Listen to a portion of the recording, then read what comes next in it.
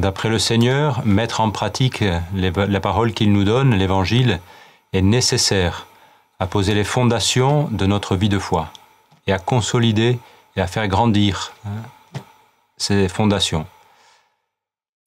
On peut penser, devant cet Évangile, qu'il parle d'un torrent, qui parle d'une crue survenant, qui se rue contre les fondations de cette maison.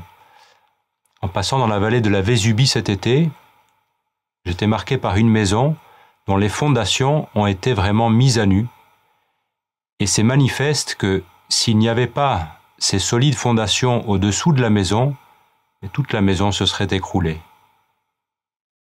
Elle a besoin d'être renforcée, mais elle a tenu grâce à ses fondations. C'est une image de notre vie de foi que le Seigneur nous donne de pouvoir mettre en pratique la parole pour tenir bon dans la foi.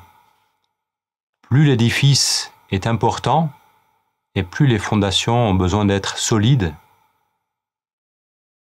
Un exemple de cette mise en pratique de la parole qui a tenu bon dans la foi, qui n'a pas fait naufrage, ce sont les martyrs, et en particulier un des martyrs dont l'Église fait mémoire aujourd'hui, qui est Saint André Kim Taegon, le premier prêtre coréen, qui sera fêté avec centaines d'autres martyrs d'ici quelques jours. Mais c'est aujourd'hui le jour de son martyre, puisque dans 4 ans, le pape nous a donné rendez-vous pour les prochaines Journées mondiales de la jeunesse à Séoul. Peut-être que ce serait intéressant pour nous de découvrir la vie de ce saint et de tous ces martyrs pour enraciner aussi notre vie de foi dans l'exemple de leur vie.